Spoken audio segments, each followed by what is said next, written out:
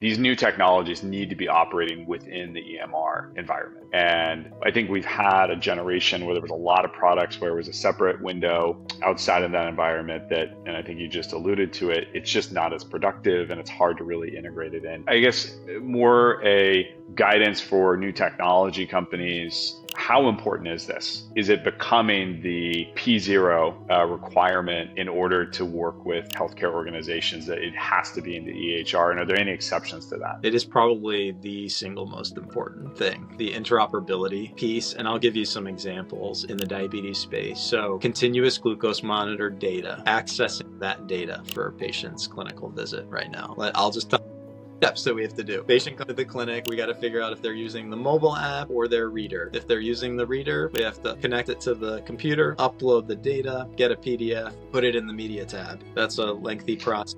They're using the mobile app. They need to remember their login. They've got to be connected to our clinic portal. We've got to log into that portal, either transcribe the data or take a screenshot, put it in our note, or put it in the media tab. And even though some of the companies have been working on some workflows that will allow you to pull in the data, there have been some issues with that interoperability. So the match hasn't been good. I was thrilled at the diabetes technology meeting that Dexcom announced integration. So you will share directly from your Dexcom device to MyChart. The data will be in the EMR. It could not be easier to access that information, and that we've got to make it easier for diabetes care because of the vast amount of information we actually have to collect before we can make any decisions. So I think this is something that all insulin pump vendors need to do, right? So all of the insulin pump settings, all of the insulin pump delivery history just needs to push to MyChart and just be right there when I open up the chart. So we're not wasting,